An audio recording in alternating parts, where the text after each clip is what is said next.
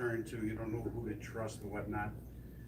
And during that period, we had a lot of negative experiences with people. You know, my mom was very young and she had no experience whatsoever. She was a creative type. She was more of an artist. And it fell on her and I to take over the business. And we lived in the old Park Hill section of Yonkers, which was, even though a good, nice neighborhood, it was a pretty rough neighborhood. A lot of David Runyon type characters, gangsters. And what happened was, there would be I remember one particular instance where these two shysters came up to my mother and they said, you know, your father borrowed your husband borrowed $300 from us, and we expect to get it back. And I knew, and my mom knew that there's no way my father wouldn't borrow money from these guys because they were like Shylocks, you know.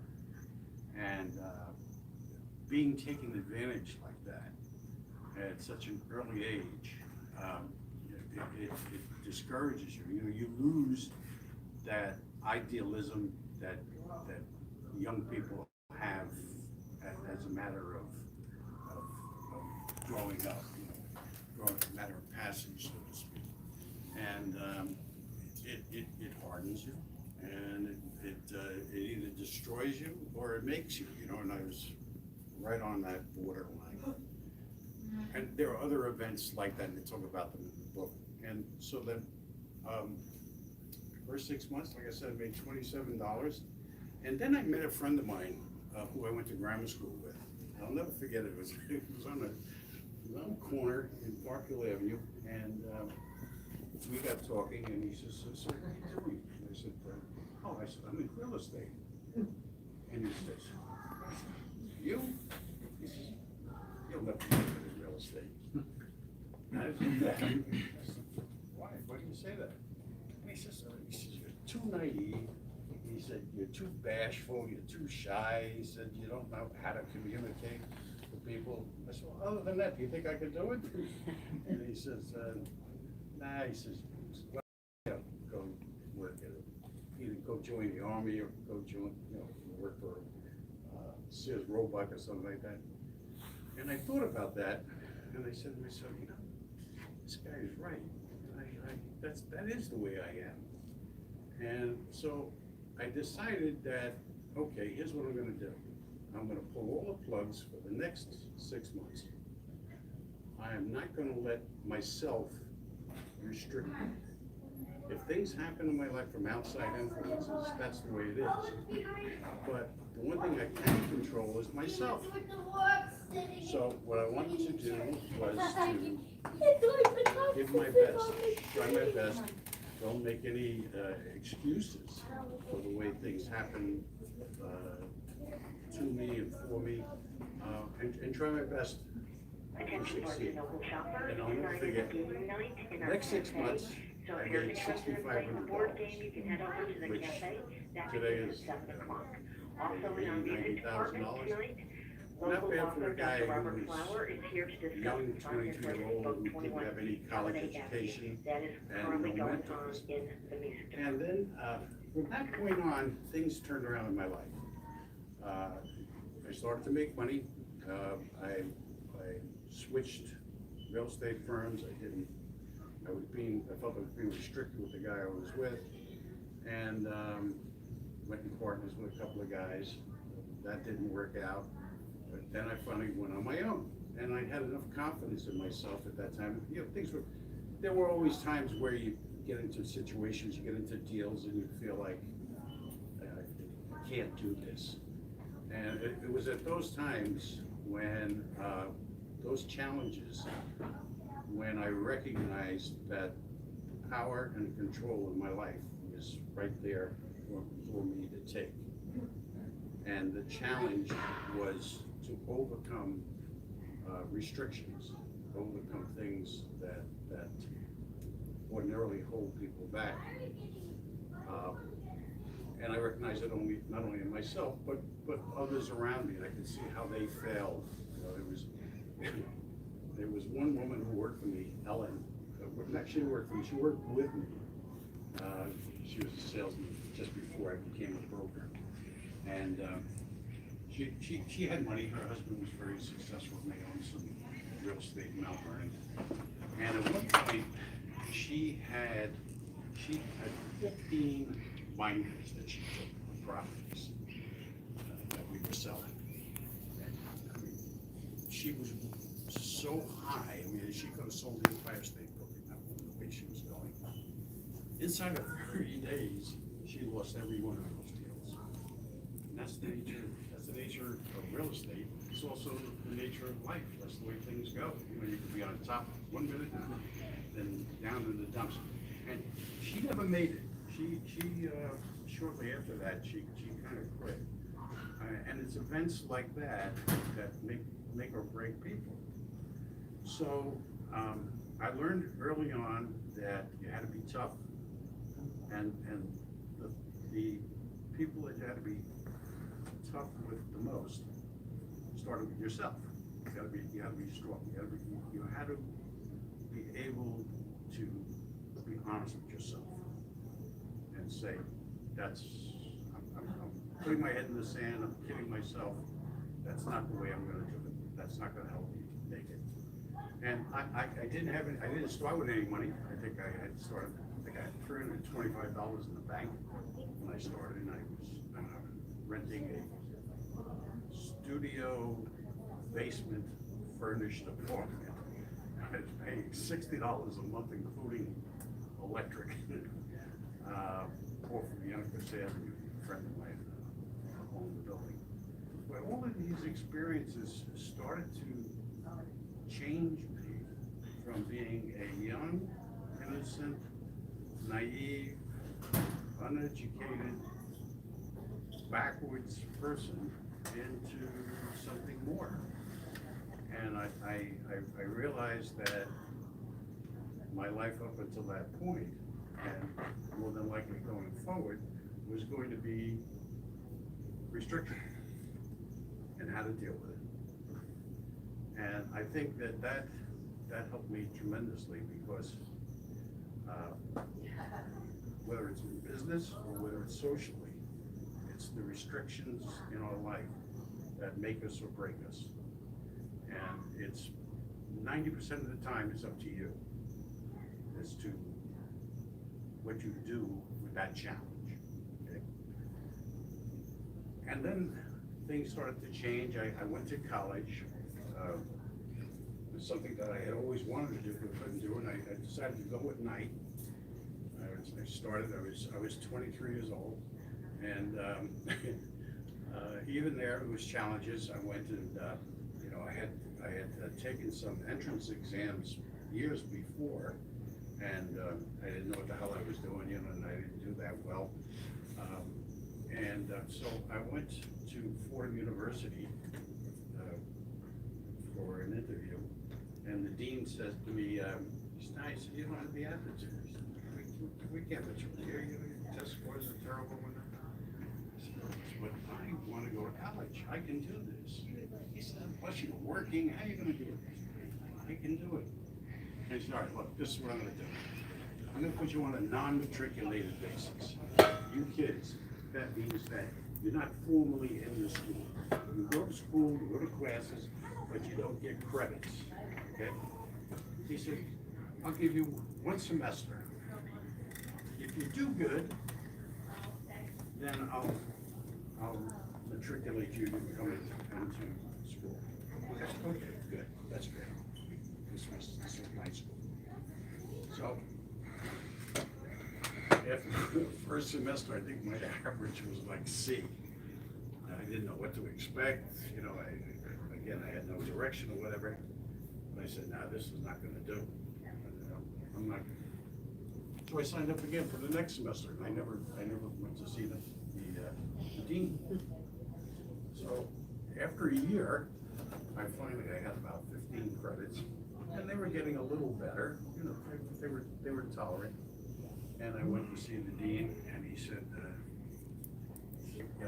that was a very happy day of my life, because of a couple of things. First of all, because I wanted to be in college, and secondly, because of the way in which it happened. I didn't take no for an answer. I overlooked the rules, because they were, man made my wife laugh, because that's what my life is about, overcoming rules, or ignoring them anyway. So for 5 years, it took me 5.5 years in night school, and I used to go 3 nights a week. I used to drive down to Duane Street, down all the way downtown, and they had their institute down, educational department down there. So I would go down there 3 nights a week, and 6 to 10. And then I would have my business at that time. And I can remember some of my professors would say, I was like the oldest guy in the class at that point in time. And my college professor, at one point, I was building an apartment house. I taught a couple of friends of mine in the business into buying some property and building an apartment house. We built a little 13-unit apartment house up on Effingham Avenue, all the way up by Imperial Park. And the professor said, "What the hell are you doing here, for Christ's sake? You got it made in real estate." I said, no, this is what I want. This is what I want to do. This is what I want to be. So finally, 5.5 years, and I got to tell you, it was rough, because I was trying to make a living, I was trying to get ahead, and at the same time, I was trying to educate myself. And 3 nights a week, 6 to 10, driving all the way downtown and then driving back. I mean, I can't tell you how many nights I fell asleep at the wheel and managed this alive. But I got through it.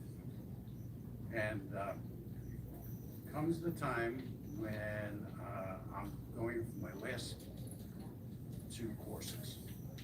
Sign up, go down to sign up. And I'm waiting online. I get these 2 courses, and I have enough to graduate. I didn't realize it was so late. So one of the deans, he said to me, the deans of the mission said to me, if you get credit for this course, then you only need to take 1 more course. Why don't you go see this professor and see if he'll give you credit? I said, okay. So I went and see the professor, and he signed off on it. So he says to me, if you can get credit for this one, you're finished. You graduate. I said, well, who do I see for that? He said, well, you have to go see the president. You have to go see the dean. So I started at about 9:15 in the morning. It's about 3:30 now. There's a lot of confusion, a lot of running around, trying to sign up, trying to find which courses you can make, which course you can check. So I go up to the president's office, and this is something that you never forget. And I'm sitting there, and I'm waiting, finally my chance comes to go in and see him. And this guy is ripped. I mean, he's had a rough day. People are coming in, complaining, the professors are coming in, kids are coming in and whatnot. And what do you want? I said, well, they told me if I have to see you, if you give me credit for this course, I can graduate. So I said, let me see your transcript. Paper. And he's sitting there and he's looking at this thing, and this is his expression. 67 credits in philosophy and sociology? What are you kidding? I said, no. I said, I love philosophy. He said, give me that paper. He says, I'm getting you out of here before you become an atheist.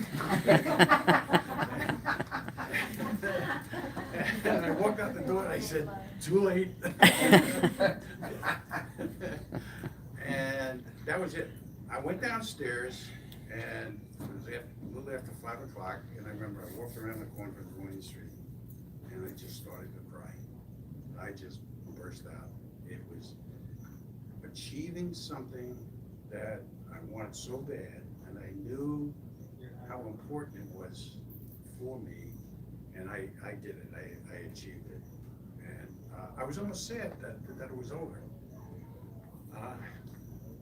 But then, like a jerk, I went out and I I started doing some graduate work. That took care of that. That made me sober. And then during this time, I'm making deals. I'm doing real estate. By the time I was 26, I built my first apartment house. Again, it was a small job, and I had to convince this engineer who was building houses, who was just like me. Only he had a dad that was rich and gave him an education, and he gave him direction. And he was afraid to build this apartment house. And I had a client who has some property up on Effingham Avenue, and he wanted $21,000 for this land. So I made a deal with him, $3,000 down, and then the balance, we build a building and we pay him off. And I convinced this engineer, it took me a month, and convinced him to come in partners with me, and we did. I finally got him, we built the apartment house, and then we eventually sold it. And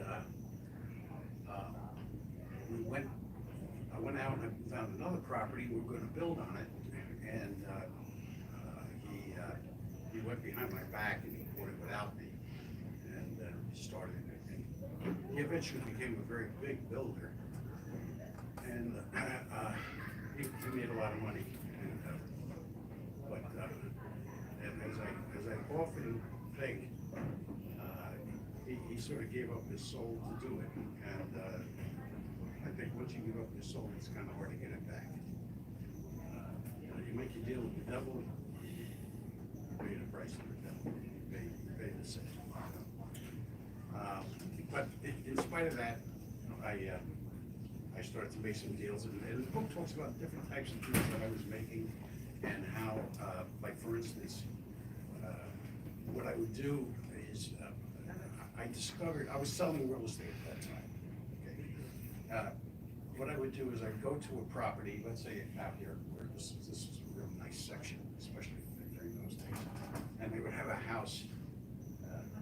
During those days, folks, those houses were selling $25,000, $35,000. So that today you pay more, of course. But we'd go out, and then what would happen is every other broker would jump on the deal. They would want a listing. And instead of 6% at the time, they would end up 2%. They would bid for getting the listings and whatnot. So I said, no, this is not for me. And I recognized that in the old section of the Yonkers, the south and Mount Vernon, there were a lot of older neighborhoods with these 3 and 4 family houses and 2 family houses that people were trying to sell, but none of the brokers wanted to have anything to do with it because it wasn't really, it wasn't their cup of tea. So I took those properties.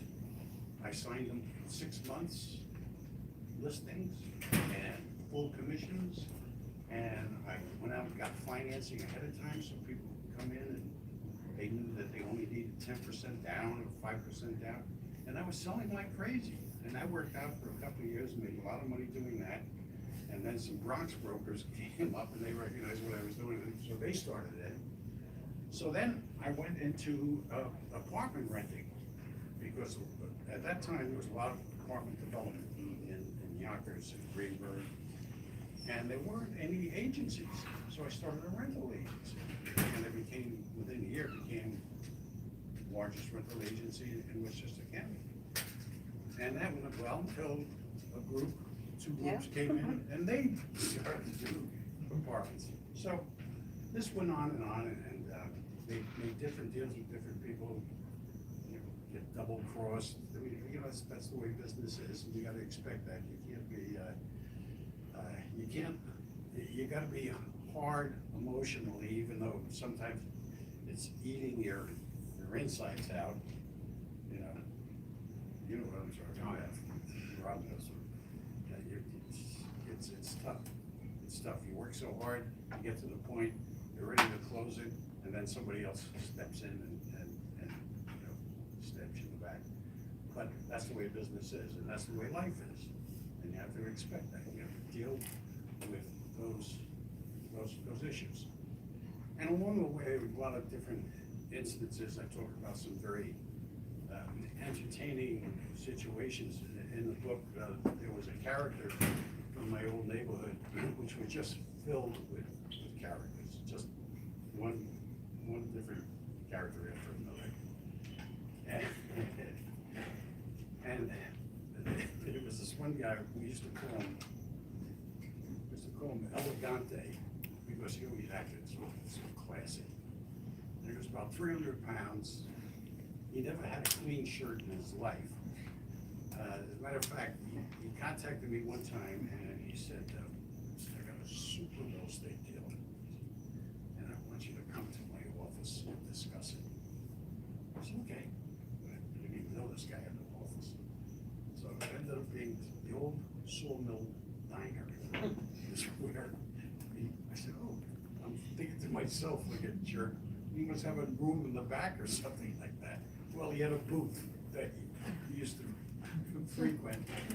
So I walk in and he's sitting there. Oh, never mind, ma'am. And he's got toast and he's got eggs and he's got Jasmine. jelly donuts he's eating one.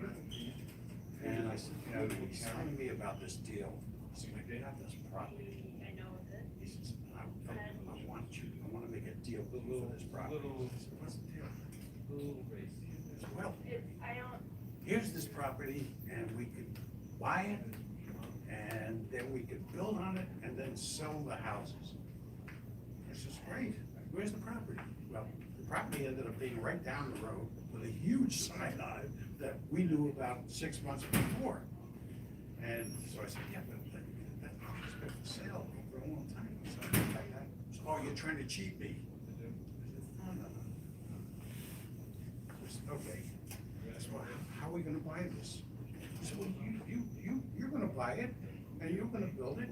I said, and what are you gonna do? He said, well, I'm gonna split the profits. I said, why? Because I told you about the deal. I said, oh, I see. I said, well, that's not good. And here he is, he's sitting here, and he had more jelly on his shirt. I mean, he could have had another meal with the things that he had on his shirt. I'm looking at him, and he says, you know, I think I'm gonna sue you. I said, okay. I said, I'll tell you what I'm doing. Would you settle for another jelly donut? He said, yeah. And these were the different characters that from my old neighborhood, that every once in a while they would pop up in my life, and they would expect different things. You know, they're going to buy a house. How much is the house? 100,000. Okay, Bob, do your job. Get it for me for 50,000, and I'll give you a tip. It doesn't work like that. Ah, sure it does. I know how these things go. You know, you deal with people like this all through your life. And then there were other brokers. I tell the story about this one broker. We were in Mount Vernon, by Sanford Boulevard, and there was this building, 4-story building. It was an office building. So I had a client that was interested in that type of building. So I broker that was handling the property. I called them up. And I said, look, they want to see the property. The property was vacant. And he said, okay. He said, all right. So he makes a date. He doesn't show up. I take my client, but he doesn't show up. So I make another date, and he'll show up at the building, and the building's locked, and he doesn't have a key. How are we gonna do this? So finally we find the super. Attention Barnes & Noble shoppers, Thursday is game night here at Yonkers Barnes & Noble, and I've just brought games up, so if you're interested in playing the board game, please stop by the cafe. Also in our music department, local author Dr. Robert Flowers is discussing and signing his new book, 21 Holiday Elevator wasn't working, but they had this huge dumbwaiter. That's that's something where you put the food on, you put different things on, and you lower it up and down. So I said, look, here's what we'll do. You're small enough, you get in the dumbwaiter, right? And we'll lift you up to the second floor, and you open the doors. So he said, I don't know. I said, yeah, come on in. So finally he gets in, and we lift him up, and sure enough, he opens the second floor door. Well, then he does the same thing for the third floor. We finally get up to the fourth floor, we're looking around, we realize that we can't get out. So I said, okay, look, you get back in the elevator, we'll lower you down, Oh, the dumbwaiter. the dumbwaiter, and we'll lower you down, and you gotta go contact the owner and get Get the it damn out. key. So, you know, folks, sometimes things happen in your life that you're not too proud about. And, what happened was, the guy I was with wasn't, he was a weakling, okay? And I was, you know, an athlete at the time. So we're both, he gets in, and we're both laying him down very carefully. And something just came over me. The guy, the client, said, I can't hold it, I can't hold it. And I said, well, and I let go. And all we heard all the way down was this, boom! So we managed to go outside, and which we should have thought about the first place because of fire escapes. We get down there and we go into the basement, and there's this guy in this dumbwaiter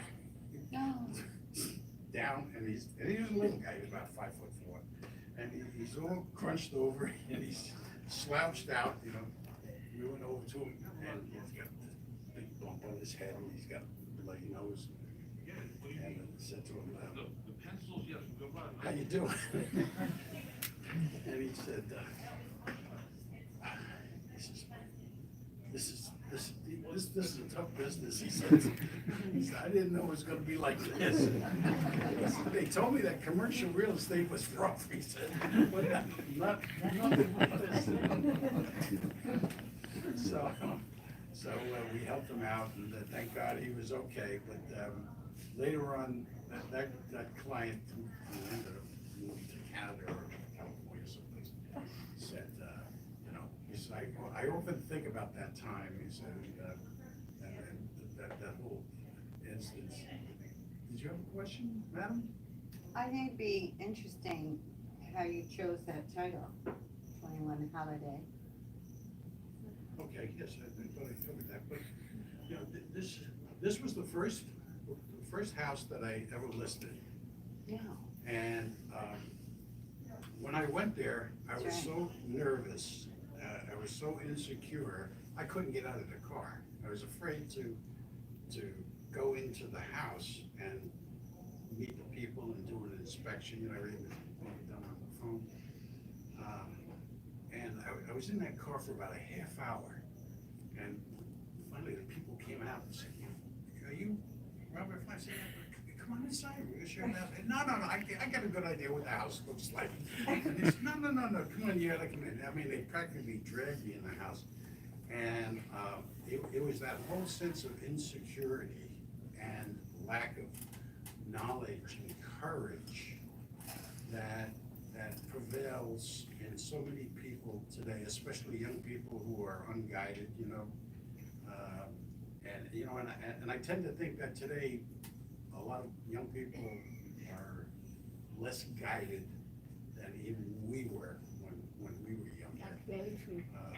Attention Barnes and Noble shoppers, it is game night tonight in the cafe. So if you're interested in playing board game, please stop by the cafe. Us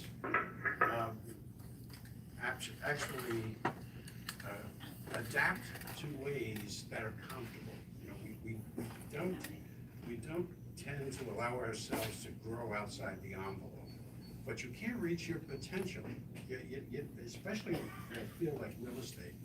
And you'll notice if you know anybody else in real estate, you'll notice that when they start, they're very backwards.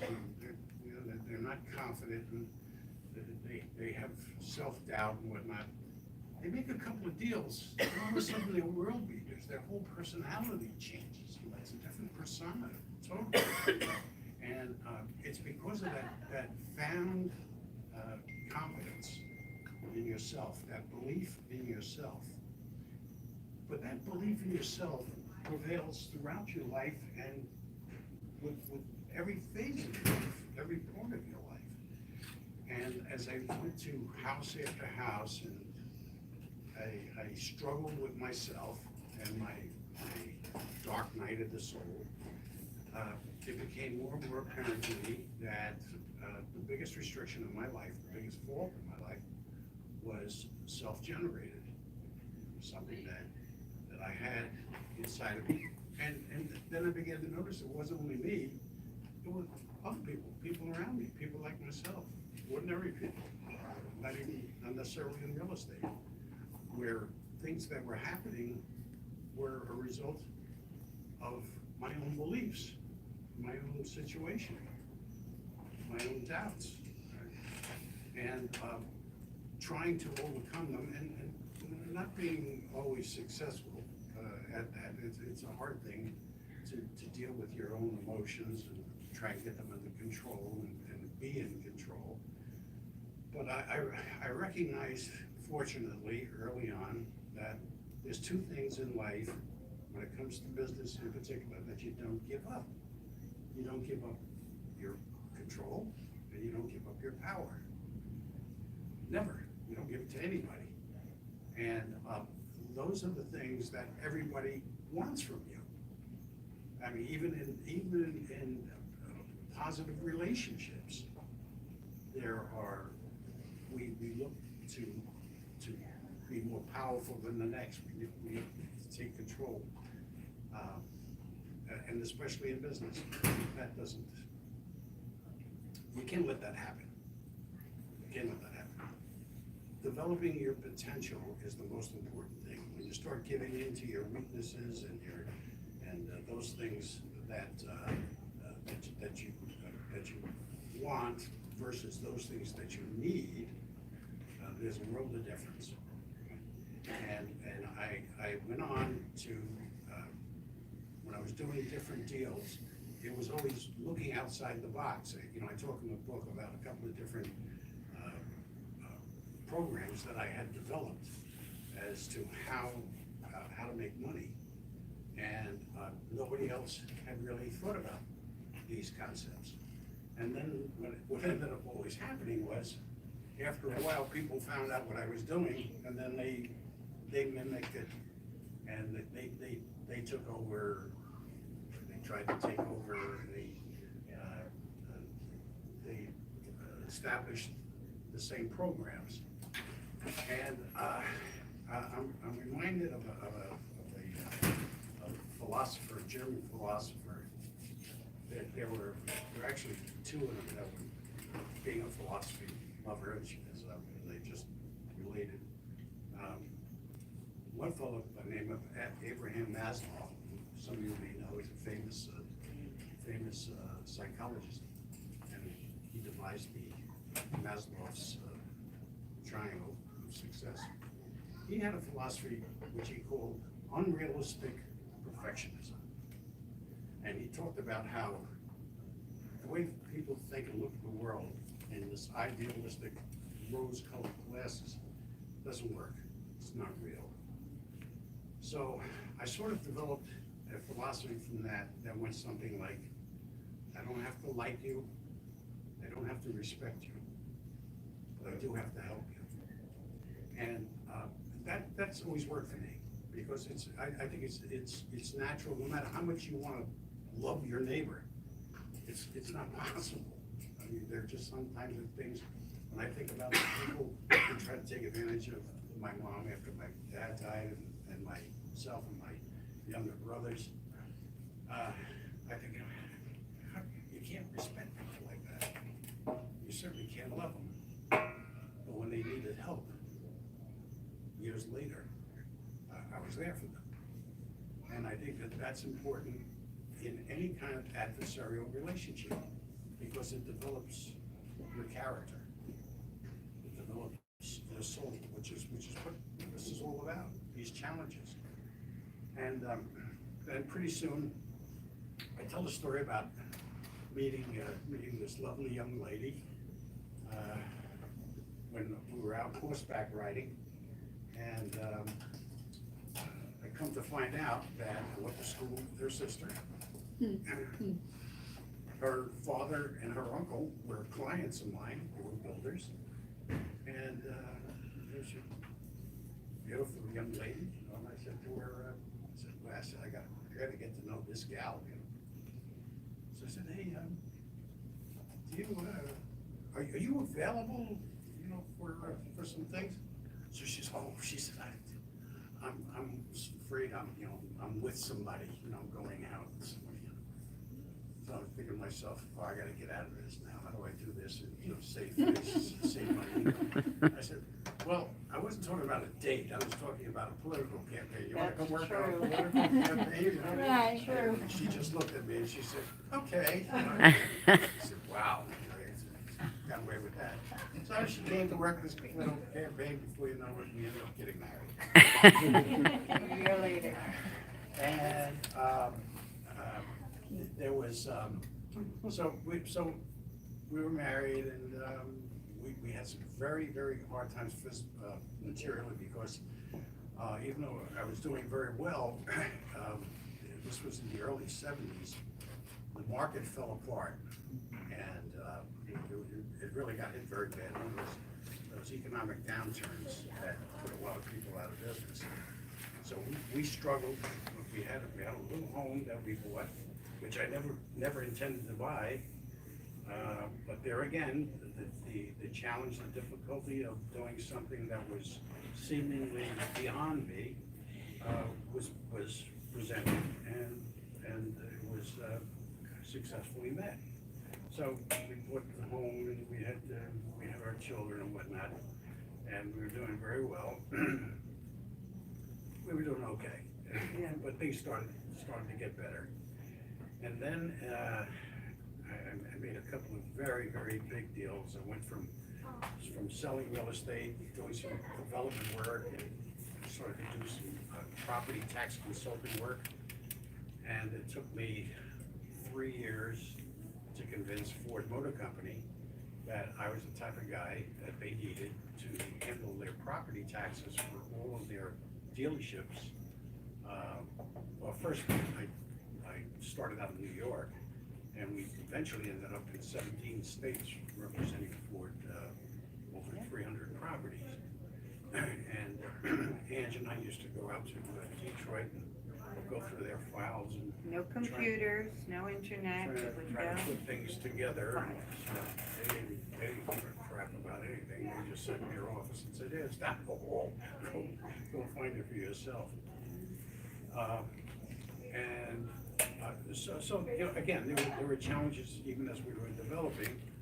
And then in 1986, I was diagnosed with leukemia, hairy cell leukemia, and things were really rough there. In 1989, I think it was, I almost bought the farm, and ended up in hospital for quite a while. And my kids were strong. They were good. They were still babies, so to speak. Still are babies, but we managed to get through that. And you know, those years, you know, trying to do business in those years from a hospital bed was a pretty difficult thing. But because of the way we had structured the property tax consulting business, I was able to do that. But you know, it's a funny thing. The funny thing about serious illness is they tend to scatter your brain. You never realize. Good afternoon, Raymond. And you know, when I look back at some of the things that I wrote, some of the challenges that I had, I couldn't have said that. I couldn't have done that. but that's what serious illness is. So in any event, got through that, and things started to, we had another crash. 1990 was the savings and loan crash. Even though I wasn't completely well, I started to do consulting work for the RTC at that time. And we would handle bundles of bad mortgages and pick out deals for different people, and they would buy the packages, you know, whatnot. And came the time, for instance, when there was one deal in Greenberg, a co-op that was going belly up. So the attorney called me and he said, Robert, he said, come on up. He said, there's some good deals here. You can buy some properties here. And I said, I really didn't have money at the time. So he said, no, come on up. He says, you'll see. So I went, and I figured, well, you know what? I have some money in the IRAs that the way my taxes are full, the way it was structured, I could use that money to buy real estate if I bought it without any mortgage. So I said, okay. So I get there, and mob of people auctioning off these units. $3,000, $4,000. I'm saying, what? Sure enough, these were rent-controlled, stabilized units. People living in them, you couldn't get them out, and they were paying bare minimum rent. So the rent was maybe just barely covering the maintenance costs. So I decided, so I bought 2 units. I bought a 1-bedroom for $1,100, and I bought a 2-bedroom for $2,200. And the rents, as I said, were pretty much just about breaking even. About a year later, the 1-bedroom, the fella, I managed to buy him out. I remember I gave him $10,000. I said, okay. And then I think I spent another $10,000 fixing the apartment up. And I sold it about 4 months later for $57,500. It's a pretty good deal. I gotta look for more of these.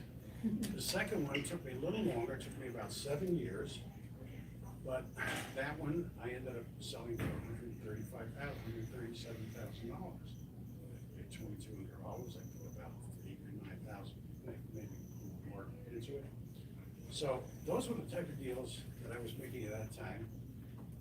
And then my illness came back again, and at that time, I was going for my doctorate at Walden University. Walden University is a distance learning institution. It's an accredited college, but you go to all different types of colleges within your area and you take courses. That's the way they function. So I had that going, I had the real estate going, I had the family going, and had the illness going. And again, looking back, always thinking that it was the challenge of life that was the most important thing. That's the way my life was going to be, and that's what I had to pay attention to. That's what I had to develop. So that worked out. I made a couple of really big deals on apartment conversions. We made a deal. I had a partner. I had a friend of mine who was partners on this one deal, and that went pretty well. And he was in trouble. This was 1996, and he was part owner of a number of different condos and co-ops throughout White Plains. But it was 157 units, and the problem that he had was a tax problem, whereby if they foreclosed on it, which they were, the RTC was the FDIC was foreclosing on it, he would have been wiped out, and he would have owed millions in taxes. So he asked me, what could you do? So I set up a plan to buy out the properties. There were like 7 different owners, 2 banks were part owners. I mean, this deal took 3 years to do, and I'm talking about 3 hard years. Cost us about $75,000 in legal fees to get this thing to the point where we finally end up buying $32 million worth of real estate, 157 condo units for $2,100,000. And we didn't have the money. So we made an arrangement so that what we did was we split, there were 44 co-ops and the balance were condos. So we went to one bank and said, okay, look, can you give us a mortgage on the condos? And they said, okay. So they gave us $1.5 million. And then we went to another bank and we said, look, we have these co-ops, and we need a mortgage on those. So they said, okay. So they gave us $500,000. We did have $100,000 of our own between the two of us. So we ended up buying over $31 million worth of real estate for like $2 million, 157 condo units. We still own, 78, 80, 90 units. My partner since died again, young guy, he passed on, his wife took over. But these were the type of things and the challenges. Now, he would never have made it on his own, not because he didn't have the creativity and he didn't have the knowledge, but because of his attitude that this wasn't going to happen. This is impossible. How are we going to overcome all of these obstacles? And I would always, my biggest argument, my biggest problem with the deal was him. And thank God for his wife, because she said, shut up and listen to Robert, let's just go along with what he has to say. And he really had no choice. It was either he went along with my plan or he goes to jail. So that worked out, and every time you have a success, things happen to you. You become cockier, you become more independent, you become more aloof. People think that you're almost detached from reality, and you are. You are. Because most people are stuck in a reality of other people's makings. They follow rules, which, listen, don't get me wrong, kids, follow rules, but there are some rules that are man-made for the purpose of serving man, not serving you, or not serving a higher force. I don't follow those rules because I know that they're wrong. I know that they're there for another reason. And it's worked out for me and for my family. I have 3 great kids, and they're all successful in their own right.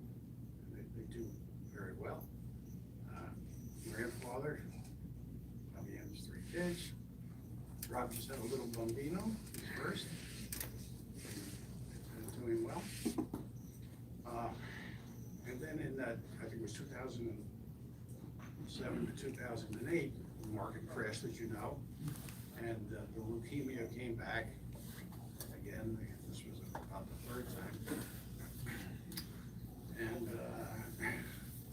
each time it gets harder. But as long as you think that this is life's challenge, that's what you're here for. Things Is it one of aren't that difficult.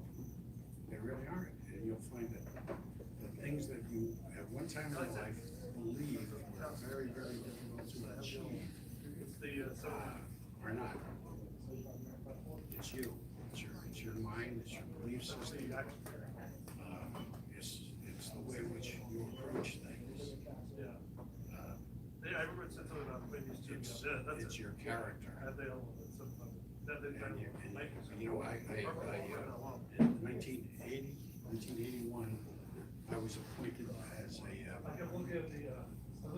professor of real estate economics at the United States Military Academy. And while I was there, one thing that became very apparent to me was that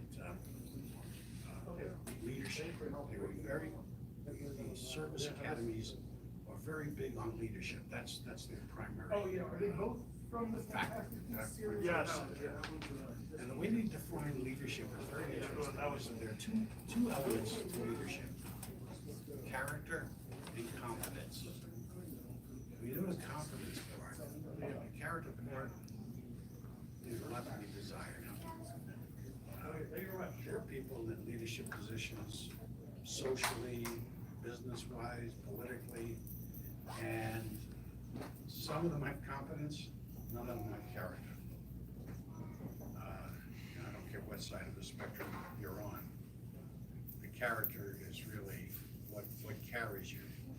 And that comes from meeting your challenges, facing your devils, your demons, what I call the great restrictors, which was something else that I learned. That basically there are 4 restrictions in our lives: fear, ego, ignorance, and self-deception. And we all go through this. And so we do this almost on a daily level. We make decisions being influenced by those restrictions. The idea is to recognize them and overcome them and become stronger by virtue of overcoming them, and become a much more centered person, much more natural person, and things in life change for you. Okay? Now, I just want to throw it open to any discussions or any questions. But before I do that, I want to introduce you to Ray Simmons. He's a good friend of mine. He's a fellow author. Ray has a very interesting life.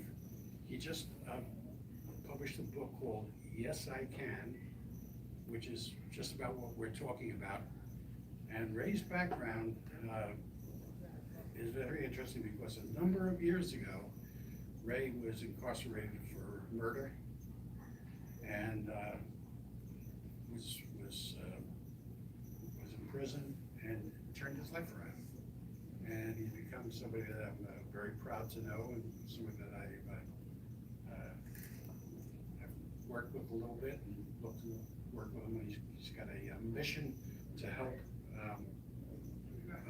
veterans and to help them who are in denial, in problems, and the Yes I Can is a movement towards helping people to realize their potential. Right, Ray? Yes. Yeah. He's going to do very well. Got a wonderful daughter, big asset. She's a great gal. But so in any event, if anybody has any comments or questions of how to make money in real estate, be glad to help you. Just say one thing is that it is about making money, but it's about developing character when you're living life. That's the key. That's the key. I think anyway, the key to success, because that entails not only your physical, material life. It encompasses your mental mindsets, your emotions, and your spirit. The spirit part is very important because I had times when I didn't think I was going to do it, health-wise, business-wise, deal-wise, and it was always that reaching down inside for something that I knew was there and that would help me, that carried the day for me. And when I see people who listen to that and don't give in to their weaknesses, don't live their life by their emotions, and I see how it works, it's very gratifying. Wait for you, not go with And you there. I'm hopeful that things will go more that way than they have in the past, so far as the world is concerned. But anyway, anybody have any questions or anything that they wanted to discuss or ask? Steve? If I buy a book, will you sign it for me? Bello. I could put a big X. There you go. Steve's a longtime friend and a real estate real estate guy, commercial real estate, and then, what am I, right, Steve? Yes, sir. Right? Simple, right? Oh, please. Didn't get this gray hair for nothing. Yeah. Anthony, upstate there, right, in Dutchess County. I used to work with my son Rob in the